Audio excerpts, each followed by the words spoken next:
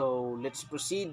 So for this video, I will be discussing about the Regional Rehabilitation Center for Youth. So let's proceed.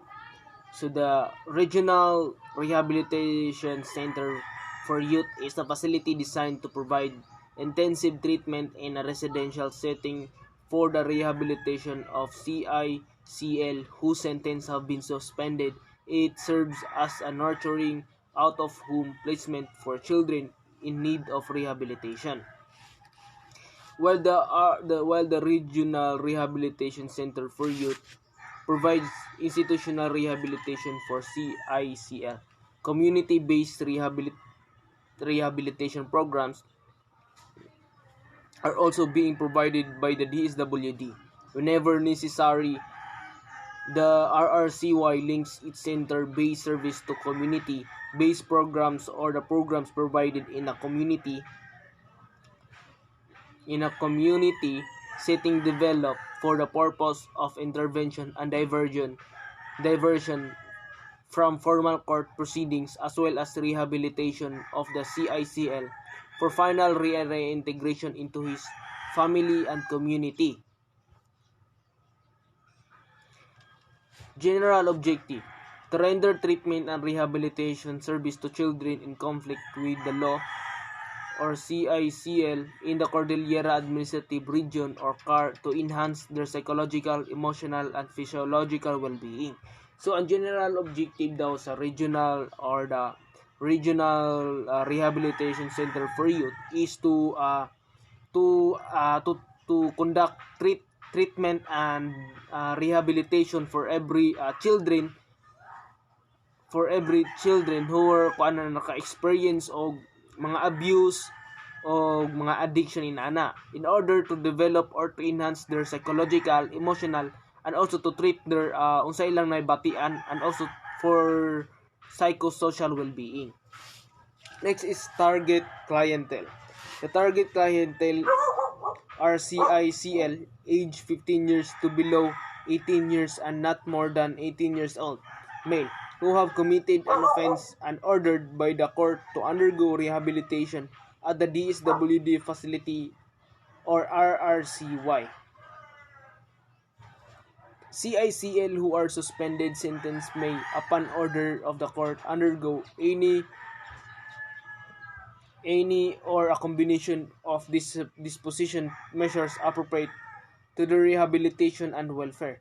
No child shall be admitted in any rehabilitation facility without a valid order by the court after hearing for this purpose. Section 45, Republic Act 9344. Next is the programs and services. The RRCY provides a home environment and a group living arrangement with well-balanced, organized, and non-formal activities for CICL. Under these services, the RRCY or Regional Rehabilitation Center for Youth Rehabilitation Team attends to the basic needs of the youth like food and clothing as well as referral for medical and dental care. The children in conflict with the law or CICL are also given the opportunities to engage in the income-generating activities so that they could earn the save for the futures. Especially CICL are provided the following. First is treatment interventions. Under ANINIA is the counseling services, milieu therapy, behavioral modification, therapeutic community. Next is the next is the support services and interventions. Social services, a 24-hour professional help extended to the CICL in care of the RRCY. This includes interventions that seek to restore or develop social functioning of clients from admission to discharge and preparation for their reintegration to their families. Next is home life services. This exposes the clients to a home-like atmosphere conducive moral development. Next is educational services. This entails the planning and implementation of a comprehensive plan that provides each client the venue and opportunity for learning. Psychological services. It includes in-depth assessment and evaluation of their child's personality and behavior using psychological evaluation and testing with partner agencies. Next is health services. Involve the provision of proper medical attention to clients. Next is recreational programs. Developing a hobby or creative talent such as sports, singing, dancing, playing instruments serves as a coping mechanism, an alternative activity, and aims to foster feelings of competence, self-worth, and identity. Next is dietetic services. Provisions of proper nutrition and food to maintain good health among clients. Next is spiritual enhancement program. Regular holding of religious services and activities. Next is we have here the Child and Youth Welfare Code. So, the Presidential Decree number 603, otherwise known as the Child and Youth Welfare Code and issued in December 1974, legally defines special categories of youths, including youthful offenders and directors, the Ministry of Social Services and Development or MSSD, to provide comprehensive services to assist in youth development. Next is death row. So death row is a capital punishment, also known as a death penalty. It's a state-sanctioned practice of killing a person as a punishment for a crime. The sentence ordering that an offender is to be punished in such a manner is known as a death sentence, and the act of carrying out the sentence is known as the execution. A prisoner who has been sentenced to death and awaits execution is condemned as is commonly referred to as being on death row. So we all know that death penalty or death row is a punishment for those the criminal na nag-commit og most bugat nga kaso, like for example killing a child and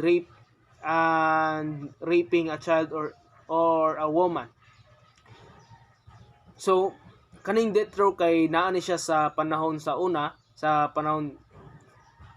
pero giwala ni siya kay because of very very brutal, because ang human rights ni laban ani para kay murag lain na daw kaay nga punishment ni. So nailis din na siya og life sentence imbis death penalty or death row. Karon ang iyahang giilis aning death row or death penalty is a death or reclusion perpetua or life sentence.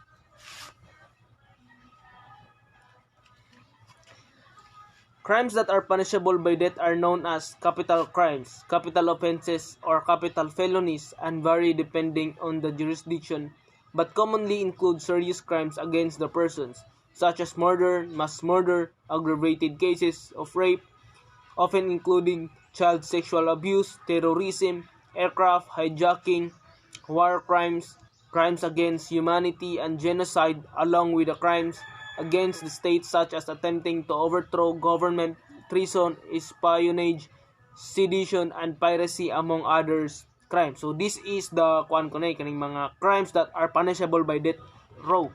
So like kaning, for example, as I have said earlier, kaning murder, mass murder, aggravated cases of rape, and also terrorism, aircraft hijacking, war crimes, crime against humanity, and genocide, along with the crimes against the state such as attempting to overthrow government, treason, espionage, sedition, and piracy, among other crimes.